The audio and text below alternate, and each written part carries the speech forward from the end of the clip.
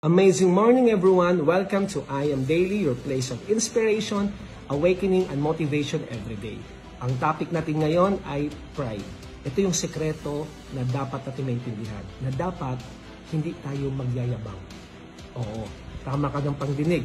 Kasi kadalasan nangyayari, pag tayo ay nagmamataas, dahil tayo ay umaangat sa buhay, tapos nagmamataas tayo, feeling natin tayo ang gumawa lahat nun, kaya tayo naging successful dahil sa lakas natin, sa talino natin, sa galing natin, nagkakaroon tayo ng pride, nakakalimot tayo sa Diyos ngayon. Kasi successful na tayo eh. Kaya yun ang simula ng downfall. Nakalagay sa Proverbs 16:18. Anong sinabi doon? Sabi doon na pride comes before the fall. Nauuna ang pride. So pag bumagsak ang isang tao, isa sa pinaka-main reason, naging mayabang siya. Naging mayabang siya, nakalimot siya sa Diyos. Nag-iiba ngayon ang kanyang ugali. Na parang feeling na siya ang pinakamagaling. Kaya nagawa niya lahat ng success na yan. Kaya sinabi nga ni Moses sa Deuteronomy, sabi niya, "But remember the Lord your God, for it is He who gives you the ability to produce wealth." So ang Diyos ang nagbigay sa atin ng lahat. Ng abilidad, ng talento. Siya ang nagbigay sa atin ng dunong, siya ang nagbigay ng kalakasan, ng oportunidad para maabot natin yung tagumpay sa buhay. Huwag natin siyang kalimutan. Ang pinaka-secret, no? Huwag nating i-take yung credit. Ito ang pinaka-secret sa life.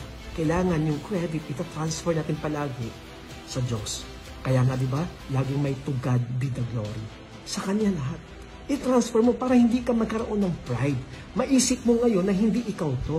So mawawala ka ng ownership sa lahat ng bagay na nagagawa mo. Kasi siya lang ang owner. Kaya tinawag siyang Lord eh. The word Lord means owner. Diba? Yung king. The king owns everything. Kailangan natin maintindihan para maiwas tayo dun sa pagbagsak, dun sa pagyayabang. Kasi nakalagay, di ba? Sabi ni Jesus, ang nagmamataas ay ibinababa.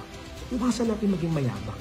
Tandaan natin, sabi sa Jeremiah, "Let not the wise boast of their wisdom, or the strong boast of their strength, or the rich boast of their riches." Sabi niya, let the one who boast, boast about the Lord. Ipagyabang natin na ang Diyos ang gumawa nito. Ilagay natin agad sa Kanya lahat ng credit. Kasi siya naman talaga ang nagbigay sa atin eh. Siya ang may-ari ng buhay natin. Lahat ng nandito sa Kanya naman to eh. Doon tayo tandaan. Kasi pag ikaw lagi ka na nagpapakumbaba, ina-acknowledge mo na may Diyos, ikaw ay palaging nasa taas. Tandaan mo, ang nagmamataas ay ibinababa. Ang nagpapakumbaba ay itinataas. Yun lang. Maraming salamat. Keep safe, stay healthy, never give up. See you at the top. God bless.